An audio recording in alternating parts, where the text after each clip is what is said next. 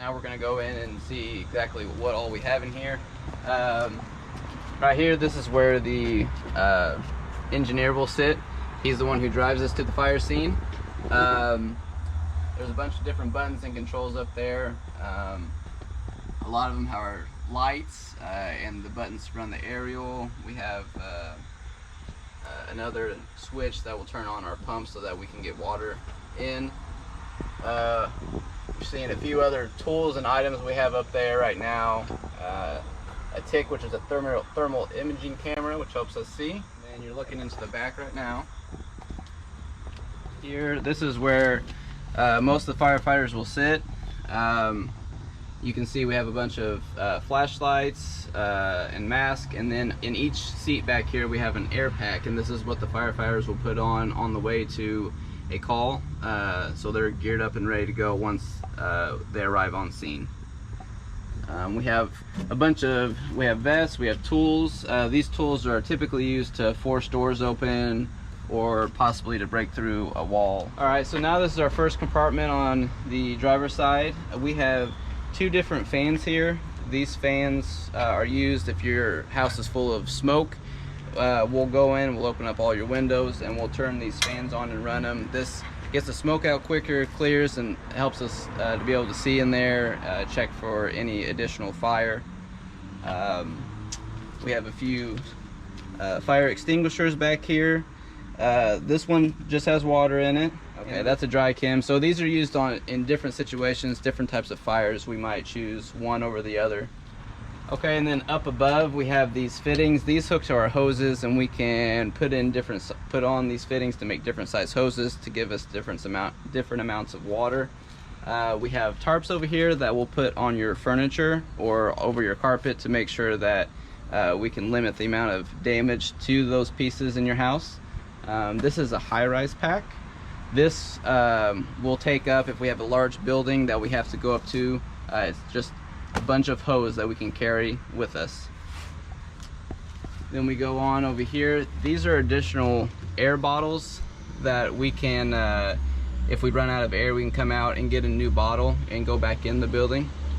And then we also have medical bags over here, so if you're having medical issues or if we get called out for a medical call, we have this one has a lot of our bandages. We can check for blood sugar issues, different things like that, listen to your heart. And then this one has all of our oxygen stuff, so if somebody's having trouble breathing. Now here's our RIT bag. We use this if there's a down firefighter. It has tools and oxygen in it that we can get in there and help the firefighter out. Over here is just some additional tools. We got hand tools, battery operated tools, power tools, anything we might need on a fire scene. These are some additional hand tools we might use. We have some axes and bolt cutters. This thing's called a pike pole over here. A lot of these tools we'll use to either break through a wall or a ceiling. We could use them to break through a door if we needed to. Alright, so right here in the very back we have two ladders right here. These ladders are roof ladders. They'll allow us to get up on top of a roof, and then also we'll put a ladder on the roof to give us stabilization, to make sure that we don't fall through if the roof is weak. Then we have some additional tools. These are basically larger tools of the ones you just saw. They give us more reach, so that we can tear through ceilings or walls, whatever it may be, or while working on a roof also.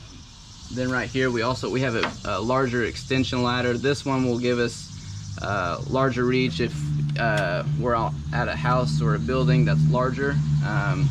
We can extend farther and gain access to the roof. And this is even a larger ladder, so if for some reason we have like a 3-4 story building we need to get onto, we'll be able to use this to get onto that roof, or to a window if somebody is needing out of the building. This bag is our hydrant bag. One of the guys, when we get to the scene, will grab this bag off the truck and he'll head to the hydrant to open up the hydrant. That will give us a large amount of water so that we can put out the fire. Right here we have two different kinds of saws. This is just your typical chainsaw that you might see your parents using in the yard. And then we also have a K12 saw. This one we're going to be cutting concrete, steel, anything that's extremely strong. We'll be using this to cut. With the chainsaw, we're gonna use that to cut through a roof. We can cut through sides of a house if we need to open up a hole. We can use it inside the house. All right, guys. So right now we're gonna be lifting the aerial ladder. We're gonna start by raising the stabilizing jacks. So first we gotta set up a pad. These pads help the jacks not to sink into the ground and make the truck tilt one way or the other. So I'm gonna line it up, lay it down, and then we're gonna come over to the other side and do the same thing. So we have our control panel right here. Flip it on in master. The jacks are already on. So then we'll come over here and we'll put the jacks up.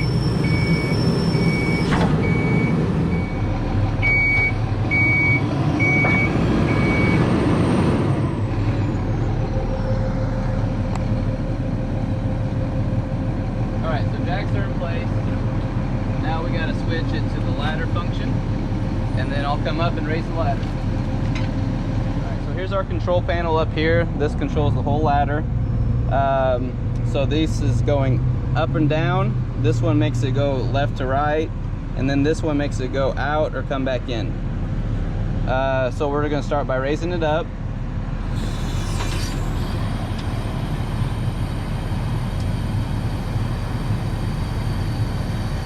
All right, so I raised it up some. We're gonna go to the left. We're gonna go over to close to a roof over here, pretend like it's a house.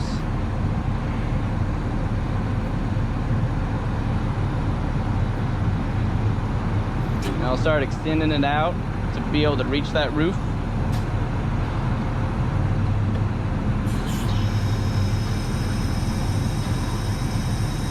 Now our ladder's just about fully extended. It's 75 feet long, so that's our reach with it. We also, if a firefighter's up on the tip up there, we have a microphone down here that will allow us to communicate with him. So if he needs something or we need to tell him something, we can talk easily without having to shout.